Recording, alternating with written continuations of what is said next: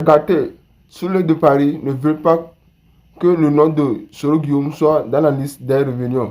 C'est gâté actuellement. Regardez la vidéo, mettez vos avis dans les commentaires. La lettre du président Laurent Gbagbo à la CPI. Famille, j'attends beaucoup de choses. Et on va écouter ici d'abord Soulé de Paris, le plus gros communicant du GPS. Mais moi, ça m'étonne. Écoutez la vidéo d'abord et puis on revient. On va laisser instrumentaliser, se manipuler, venir s'insulter, alors que dernièrement, on était ensemble ici, en train de dire non au 4e mandat, même pas 1 mois et demi. On était ensemble en train de PDCI, PPACI, GPS et tous les autres partis, en train de marcher à Paris, dans les rues de Paris, et en Côte d'Ivoire, tout, en train de réclamer le départ de Ouattara. Donc c'était un combat hypocrite, quoi. C'était un combat qui était un combat, comment dirais-je, non sincère. Donc il n'y avait pas de sincérité dans le combat. Donc ça veut dire que quoi, si Ouattara était parti, c'est comme ça qu'on nous traitait, quoi. Si vous comprenez, c'est comme ça qu'on nous traitait. C'est quoi ces amusements-là? Donc si Ouattara était parti du pouvoir, donc voilà pourquoi Dieu maintient Ouattara au pouvoir toujours. Parce qu'il y a des gens qui ont un agenda caché. C'est ce que je constate là. Il y en a qui ont un agenda caché. Donc voilà pourquoi. Donc le combat qu'on menait là, c'est un combat qu'il n'y a pas de réalité dedans, il n'y a pas de vérité dedans. Donc certains attendent dans le cœur de la tête, comme ils vont régler les comptes à nous autres. Mais vous vous fatiguez, donc quand c'est comme ça, Ouattara va rester au pouvoir pour l'éternité. Parce que si vous n'avez pas compris les enjeux, vous n'avez pas compris, et qu'à chaque fois, il faut venir rebondir. Rebondir sur quoi? Quand c'est comme ça, on nous met à mal face à certains camarades, parce que vous leur donnez raison directement. Vous leur donnez raison directement. Vous leur donnez raison. Parce qu'ils vont dire, voilà, vous voyez, c'est vous qui êtes parti vous allier avec eux. Là. Voici ça qui est là. Voilà ceux qui sont en train de vous injurier.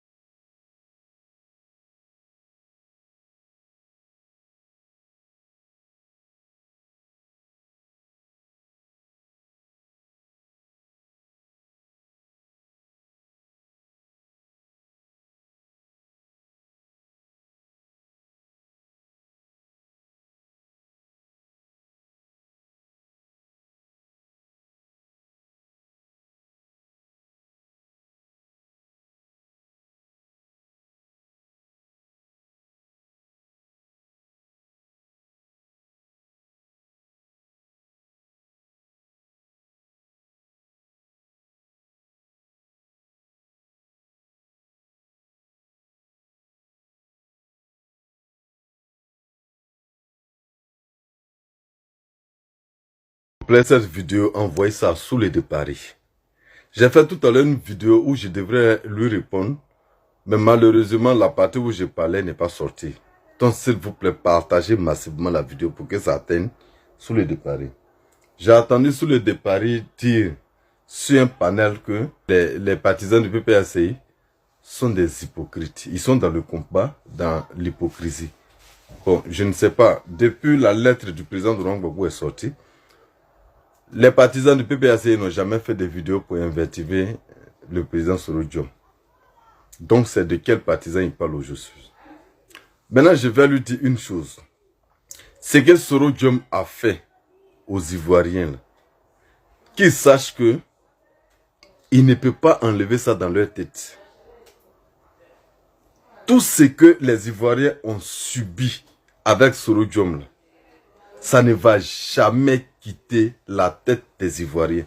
Donc quand les Ivoiriens se plaignent là, faut pas, il va mettre ça sur le PPACI.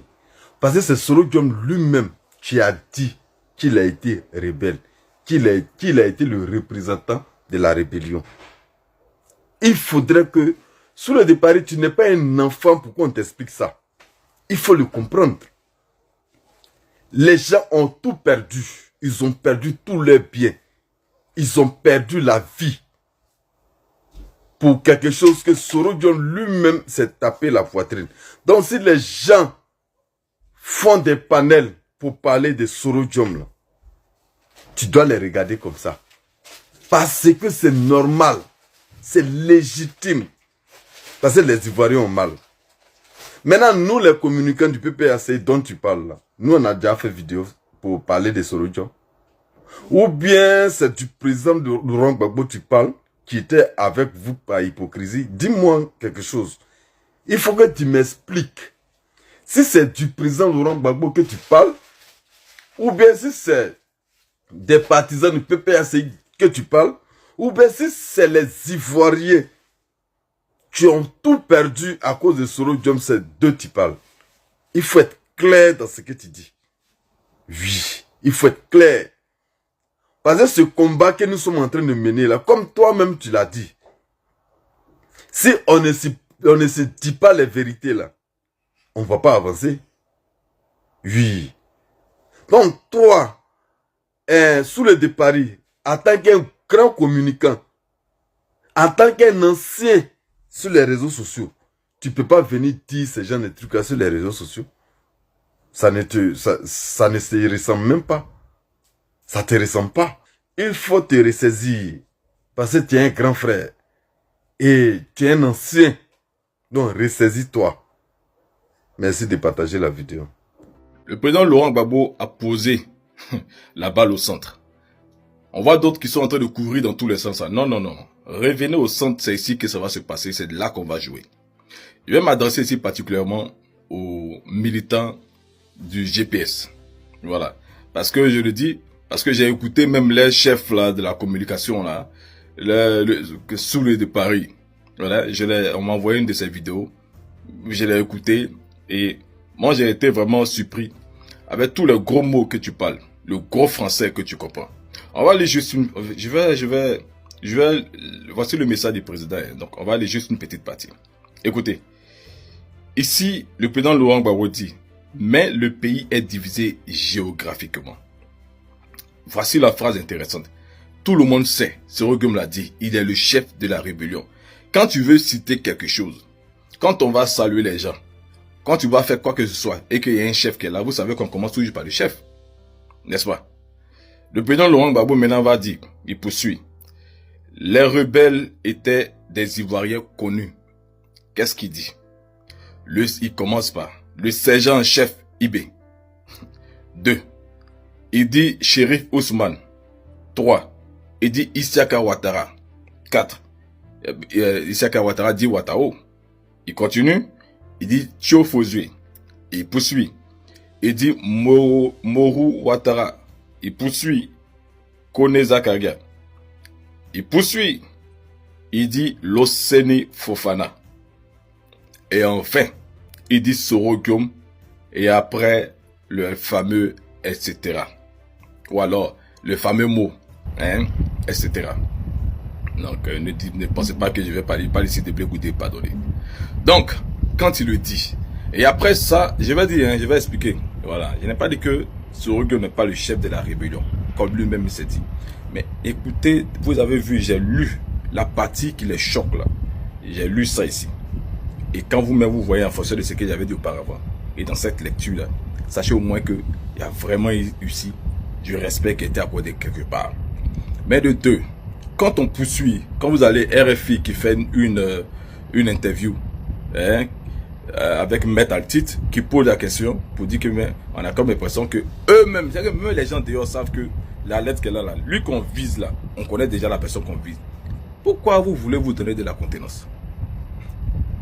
Pourquoi vous voulez vous faire passer pour comme si vous étiez tellement trop important que c'était ça que le président Laurent Gbagbo voulait? Pourquoi vous voulez soulever bagage à la place des gens? Pareil, ça là, vous voulez soulever ça à la place des gens là, pourquoi? Pourquoi vous vous fatiguez? Pourquoi vous allez dans tous les sens? Ou alors, dites-nous si c'est l'idée que vous aviez en tête. Vous savez, le président Laurent Gbagbo a amnistié Soro Guillaume. Ça, c'est connu de tous. Est-ce que c'est faux? Il a fait. Mais le problème de la Côte d'Ivoire, là, ça a traversé les frontières de la Côte d'Ivoire pour aller à ce pays. Le président Laurent Gbagbo est en train de rappeler des faits. Il est en train de rappeler des faits. Pourquoi vous voulez qu'on enlève le nom de Soro Guillaume dans les faits que lui, il est en train de rappeler là? Mais c'est enfant ça. Non seulement c'est enfant, ça manque de... C'est un manque de lucidité. C'est un manque d'intelligence en le faisant. S'il enlève, c'est juste un manque d'intelligence. Ok, bon, parce que Soro Guillaume est aujourd'hui là. Donc quand tu es en train d'expliquer une histoire, non, on ne dit pas son nom. Mais c'est un manque d'histoire, c'est un manque de trucs. Même les contes, quand on explique les contes, on prend un enfant à l'école, quand on explique un conte. Et qu'après, vous voyez les histoires, même qu'on regarde, le méchant, il était méchant au début, après il est devenu gentil. Donc, parce qu'il est devenu gentil, qu'on explique l'histoire, on ne dit pas qu'il était méchant au début, pour qu'il vienne de... Mais comment est-ce qu'on saura qu'il y a une évolution? Comment est-ce qu'on peut savoir que cette personne-là a vraiment changé, si on ne connaît pas déjà ce qui s'était passé pour qu'on en vienne à un changement? Pourquoi vous êtes aussi... C'est étonnant parce que moi je vois ces réflexions à son moment tellement enfant que ça m'a tellement surpris qu'il fallait que je réagisse. Le président Laurent Gbagbo n'est pas hypocrite. Les faits de la Côte d'Ivoire ne prenez pas ça pour la plaisanterie. Le problème a dépassé les frontières au risque de me répéter de la Côte d'Ivoire.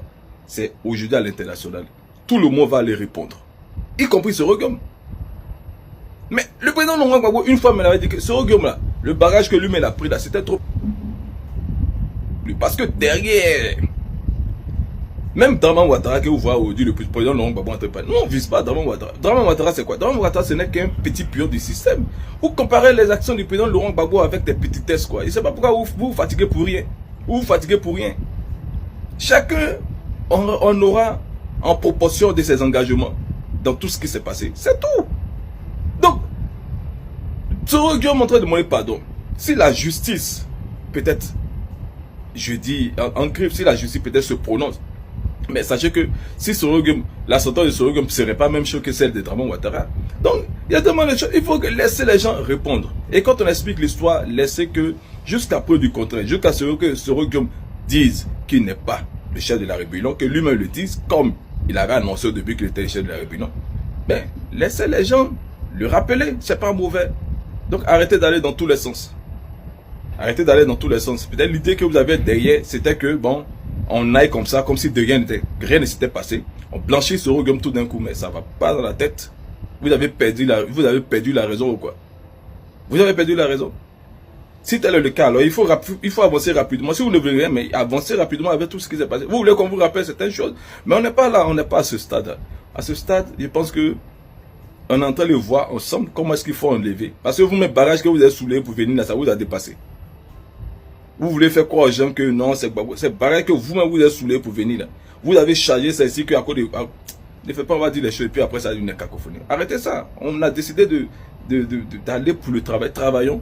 Et puis comme on le dit d'habitude, nous sommes les Ivoiriens. On va s'asseoir, on va régler le problème. Mais régler le problème ne veut pas dire que la justice va pas trancher. Non. Il y a que la justice qui peut trancher pour que tout revienne comme avant. Si encore aujourd'hui, on entend se parler, c'est parce que oui, on est Ivoirien par-dessus tout. Mais il faudrait qu'il y ait une justice pour trancher les choses afin que tout soit clair et tout soit bien. C'est tout. Donc arrêtez d'aller dans tous les sens. Si on dit Soro Guillaume, on cite son nom, ne soyez pas trop... Parce que lui-même, il ne pense pas que ça le choque, comme vous fatiguez là. Non, non, non. Alors, moi, je l'avais dit depuis le début que l'arrivée de Soro Guillaume derrière le président Laurent Gbagbo, vous ne connaissez même pas. Est-ce qu'on vous a dit que Gbagbo a sauvé la vie de Soro Guillaume? Ici encore. De tous ces tours qu'il est en train de faire là. On vous a dit ça. Moi, je vous ai dit ça la dernière fois. Vous avez cherché à vous-même les gens de GPS, demandez à votre Soro Guillaume. Il va vous expliquer. Comment est-ce que Gbagbo ici l'a sauvé à maintes reprises ici, sa propre vie, pendant que la France et les autres le cherchaient. Vous allez vous lever là, vous allez parler. Si Soro Guillaume est derrière Gbagbo, lui seul, il sait pourquoi il est derrière Gbagbo. Lui seul, il sait pourquoi il est derrière Gbagbo là. parler seulement sur les réseaux sociaux parce qu'il faut parler. Allez demander à Soro Guillaume lui-même. N'importe quoi. Vous laissez... C'est pour ça que souvent, moi, quand il s'agit de GPS, souvent, je m'étais. Voilà. Je ne me mélange pas non plus. Pour laisser le respect. Voilà. Je ne me mélange pas, mais je m'étais. C'est mieux comme ça. Mais à un moment donné, arrêtez. Faites pas la tête. Arrêtez d'insulter le président Laurent Gbagbo. Arrêtez ça. Arrêtez. Le procureur de la Cour pénale internationale a fait le point de sa visite, non sans préciser que la CPI est en Côte d'Ivoire à la demande des autorités ivoiriennes. Engager un dialogue direct avec le chef de la rébellion, Soro Guillaume. Je demande que Guillaume Soro désarme. J'ai été à la tête d'une rébellion. Sans preuve, c'est M. Ouattara. Il dit qu'on a amnistié. On a quitté définitivement le 31 mars. Jusqu'à aujourd'hui, malgré son acquittement, le président Laurent Gbagbo continue de subir les conséquences de la crise de 2000, comme s'il était le seul de 2010, puisque c'est sur cette base-là, sur la base d'un prétendu braquage de la BCAO, que la BCAO ne reconnaît même pas, qu'aujourd'hui, le président Laurent Gbagbo est exclu. On lui refuse même le droit de vote, le droit élémentaire du vote. Donc finalement, c'est lui seul et son camp qui sont pires. Voici le rappel des faits. C'est-à-dire, toute cette kyrielle de faits n'a jamais connu la lumière de la vérité. Dans une république, dans un État, dans une nation, cela est dangereux. Ça donne un sentiment d'injustice. Et c'est l'appel du président Laurent Gbagbo, et c'est le deuxième point, c'est pour finir avec ce sentiment d'injustice. Pourquoi aucun des autres acteurs n'a-t-il été arrêté ni jugé par la CPI? Pour ne pas justement être accusé d'avoir une justice des vainqueurs, nous avons fait appel à la Cour pénale internationale. La justice internationale est insoupçonnable. On ne peut pas soupçonner la CPI d'être complaisante ou de choisir... Oui, mais là, on a 148 personnes qui sont officiellement mises en examen, et, qui sont accusées de crimes, de génocide, etc., qui sont tous d'un seul camp, dans le camp de Laurent Gbagbo. Non, non, vous ne pouvez pas me dire, je parle de la justice internationale, de la CPI. Jusqu'à présent, la CPI a été appelée à venir faire des investigations en Côte d'Ivoire. La CPI n'a, à ma connaissance, émis que 4 mandats. Évidemment, les mandats ont été émis contre M. Laurent Gbagbo, Simon Gbagbo, Blé Goudé et le général Doboblé. Vous me direz que la CPI a décidé sur la base d'enquête. Ce n'est pas au gouvernement ivoirien. Ce n'est pas au gouvernement ivoirien. Mais M. Soro, vous n'allez pas... Donc, après toutes ces tueries horribles que nous avons dit, seuls, on peut le dire aujourd'hui, les proches de Laurent Gbagbo et ses proches, c'est ceux qui ont été jugés. Vous n'allez pas dire que votre armée, dans votre armée aussi, on n'a pas commis des crimes.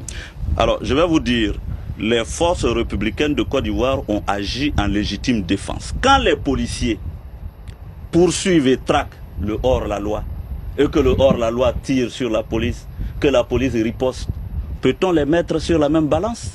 Le hors-la-loi, là, depuis le 28 novembre, c'était Gbagbo. Si Gbagbo avait cédé, mais il existe aussi des méthodes pour interpeller le hors-la-loi. Comme Wade l'a fait au Sénégal, il n'y aurait pas eu 3000 morts. Et vous n'allez pas me dire que Gbagbo n'a pas commis ces crimes en Côte d'Ivoire. Du 28 novembre au 27 mars. Voilà. Mais engager un dialogue direct avec le chef de la rébellion, Soro Guillaume, pour mettre fin à la guerre. Lettre à la nation du président Laurent Gbagbo du 8 décembre 2025, page 2. Dès l'instant où j'ai été acquitté, il fallait immédiatement se mettre à rechercher les vrais coupables. Qui a conçu et financé la rébellion? Évidemment, en 2002, j'ai été à la tête d'une rébellion qui a revendiqué clairement la démocratie et l'état des droits dans mon pays. Alors, cette rébellion, monsieur Guillaume Soro, comment vous en devenez le chef? C'est un complot préparé de longue date ou bien c'est par hasard que vous vous retrouvez à la tête de cette rébellion? Ce n'est pas une question d'hasard, mais la Côte d'Ivoire, depuis quelques années déjà, était frappée par une dérive grave ivoiritaire. Une partie de la communauté nationale était exclue de la vie politique marginalisée. Il y avait le délit de faciès, de patronyme dans mon pays. Et quand justement les rouages et les mécanismes de l'État ne permettent pas aux citoyens de s'exprimer par les canaux réglementaires, la révolte peut devenir de droit. Et c'est ce qui s'est passé dans mon pays. Vous revendiquez cette rébellion de 2002. Absolument. Vous trouvez qu'elle était justifiée? Je considère qu'elle était justifiée. C'est Victor Hugo qui le disait, que face évidemment à la dictature, la révolte est de droit. Malheureusement, malgré tous ces sacrifices qu'il fait, la seule obligation qui pesait sur les rebelles, c'était leur désarmement. Au lieu de l'aider à obtenir ce désarmement, comme lui-même le dit, c'est plutôt la pression qui est mise sur le président Laurent Gbagbo d'organiser des élections dans ces conditions-là. Aujourd'hui, les gens essaient même d'utiliser ça contre le président Laurent Gbagbo en sortant du contexte dans lequel ça s'est passé, comme si c'était de gaieté de cœur qu'il avait essayé de faire, alors qu'on a mis la pression sur lui, une pression énorme, à la fois en interne par les partis politiques aujourd'hui qui veulent tirer profit de ça, que de l'Union européenne, de la France et de l'ONU. Vos partisans s'inquiètent, ils disent il ne faut pas aller aux élections tant qu'il n'y a pas le désarmement. Qu'est-ce que vous répondez à vos partisans qui disent cela? Les accords, les observations sont partagées. J'observe que hier, certains de mes partisans ont dit nous voulons la fixation de la date des élections le plus tôt possible. C'est ça qui nous intéresse. Mais c'est vrai que dans un pays qui a connu la guerre, le problème du désarmement est toujours un problème central. On a connu ce débat-là au niveau de la Sierra Leone, on l'a connu au Libéria, on l'a connu en RDC. Donc quand un pays a connu la guerre, le problème du désarmement est toujours un problème. Nous prenons les précautions. Et là, je viens de présider une réunion avec, outre le président de la CEI et quelques-uns de ses vice-présidents, avec toutes les forces de sécurité de Côte d'Ivoire pour voir comment organiser la sécurisation des élections. Donc une réunion qui s'est bien passée. La réunion s'est bien passée. Vous êtes confiant dans le processus? Oui, moi je suis... Mais tous ceux qui vivent en Côte d'Ivoire sont très excités à l'idée d'aller très prochainement aux élections. Et ils sont très confiants. À commencer par les responsables de l'ONU, par ceux de la CEDEAO. Nous sommes tous confiants. Nous sortons d'un grand trou noir et aujourd'hui, nous voyons le bout du tunnel. Nous voyons le jour. Nous sommes tranquilles, nous sommes heureux. Alors, on voit le bout du tunnel pour ce qui est peut-être du processus électoral. Est-ce qu'on voit le bout du tunnel pour ce qui est du désarmement? Mais c'est notre affaire. Laissez-nous travailler, laissez-nous tranquilles. Vous allez voir que nous allons aller aux élections tranquillement. En 2009, je peux aller plus loin. Votre aîné, Issa Sangaré Yeresso, il est en vie, je le cite. Il avait une émission qu'il animait qu'on appelle En toute franchise. Sur les antennes de la RTI, effectivement. RTI 1. Je demande que Guillaume Soro désarme. Parce qu'il a été nommé Premier ministre pour qu'en retour, il désarme. Vous savez ce qui s'est passé? 3 jours après cette interview, je suis convoqué par Nadi Bamba, chez elle à la maison. J'y arrive, je trouve Guillaume Soro. Je trouve Konaté Siriki. Je cite des noms. Je trouve Meïté Sendou. Je suis sur un banc d'accusés. Quelques minutes après, le chef de l'État de Côte d'Ivoire arrive. Me voici entre le Premier ministre et le chef de l'État. La dame prend la parole. Blé, présente tes excuses à Guillaume Soro. J'ai dit pourquoi? Pourquoi tu lui as demandé de désarmer? Les armes qu'il porte de jour, ça tonne. Ce ne sera pas contre Gbagbo. Tu ne sais pas. Tu ne sais pas de quoi tu parles. Pourquoi l'ONU et l'Occident ont-ils poussé à aller à l'élection alors que le désarmement n'était pas fait? Et c'est pourtant l'accord de Ouagadougou prévoyait qu'il y aurait d'abord le désarmement, ensuite l'élection. Laissez-nous travailler. C'est nous qui travaillons pour notre pays, dans notre intérêt. Nous savons ce que nous faisons. Je vous dis qu'il y aura élection sans guerre. C'est ça qui est l'important.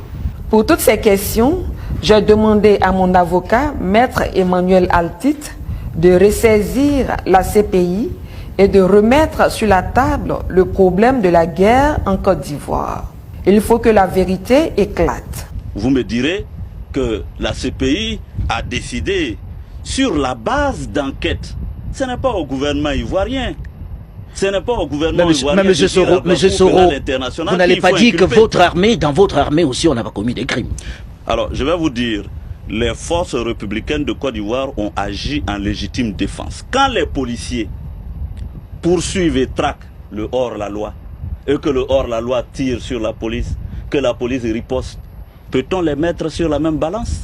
Le hors-la-loi, là, depuis le 28 novembre, c'était Gbagbo.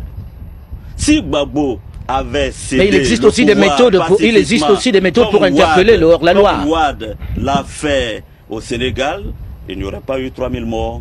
Et vous n'allez pas me dire que Gbagbo n'a pas commis ces crimes en Côte d'Ivoire. Qui a conçu et financé la rébellion? Vous n'aviez pas le président Alassane Dramane Ouattara derrière vous lorsque vous étiez dans la rébellion. C'était sa rébellion ou pas? Je pense que cette question, posez-la au président de la République. Mais je vous ai en face, vous étiez le chef de guerre. Bien sûr, en ce qui me concerne, je dis, je répète, que j'étais secrétaire général des Forces Nouvelles. Et qui était votre patron? J'étais mon patron. Qui finançait? J'étais mon patron. Les questions que le président a posées, c'est des questions bien précises. Et je pense que le président Soro lui-même, il doit se poser ces questions. Finalement, comme je suis en exil, mais la rébellion là même là, j'ai gagné quoi dedans même?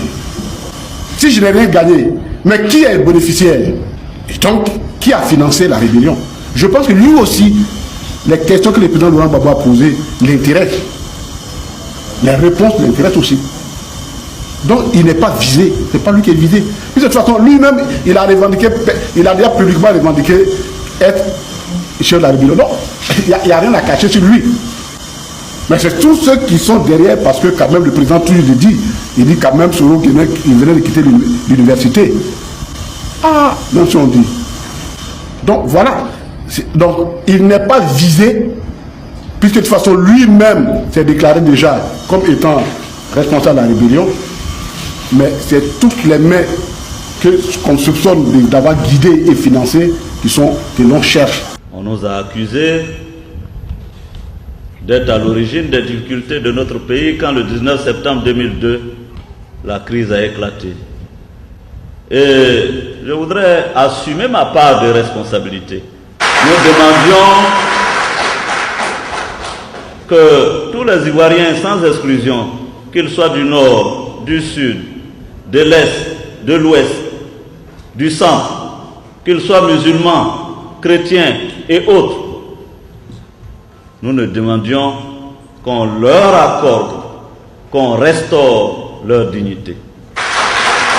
C'est ce combat qui nous a amenés des années successivement à prendre des risques sur notre vie.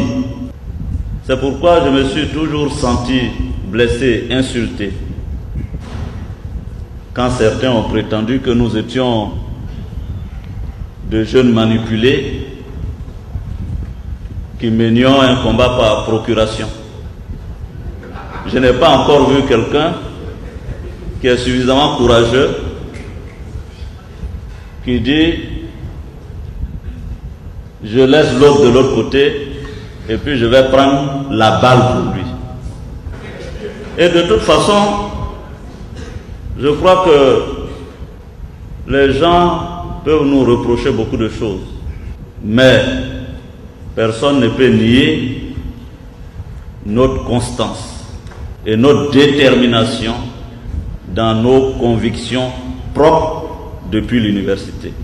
Dans cette affaire, il y a la culpabilité et il y a la responsabilité. Les deux se jouent ici. Il dit qu'on a amnistié.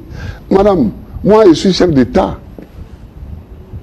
Je ne suis pas la candidate, je suis chef d'État.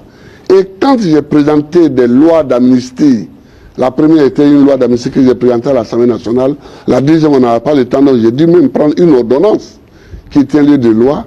Je ne vais pas poursuivre. Je ne vais pas poursuivre. Et je ne vais pas poursuivre ceux qui sont dans la rébellion et qu'on connaît et qui étaient tous des collaborateurs de Ouattara. Je ne vais pas les poursuivre maintenant puisque j'ai signé 2 lois d'amnistie. Arrêtez de dire que voilà, sans preuve, c'est M. Ouattara. Tout c'est M. Ouattara. Mais M. Guillaume Soro, il existe. Il a ses représentants, ils existent, il est chef du gouvernement.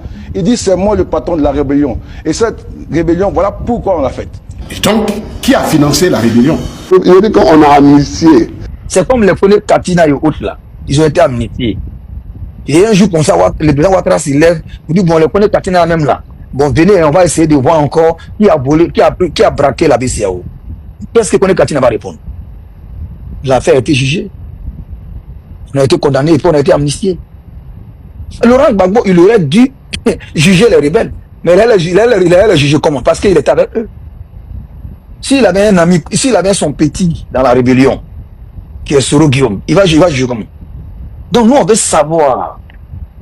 On veut savoir pourquoi nous ne veut pas qu'on juge son fils. Laurent Gbagbo n'a pas toute sa tête. Vous avez un responsable qui a toujours signalé et clamé sa responsabilité dans cette rébellion. Il est Soro Guillaume. Et Soro Guillaume existe, il n'est pas mort, il est vivant. Et vous demandez à ce qu'on fasse des investigations et vous faites un communiqué derrière et vous dites non, Soro Guillaume n'est pas visé. On comprend bien maintenant que cette rébellion a été une mascarade. Et Dengue l'a dit tout à l'heure, le grand frère Chomba vient de le répéter, je pense que d'autres personnes ont déjà compris. Et on s'est dit que vous voulez des responsables les responsabilités de cette rébellion soient situées, mais en même temps, vous voulez pas que la responsabilité soit portée par votre ami, le fils de votre père, en l'occurrence Soro Guillaume.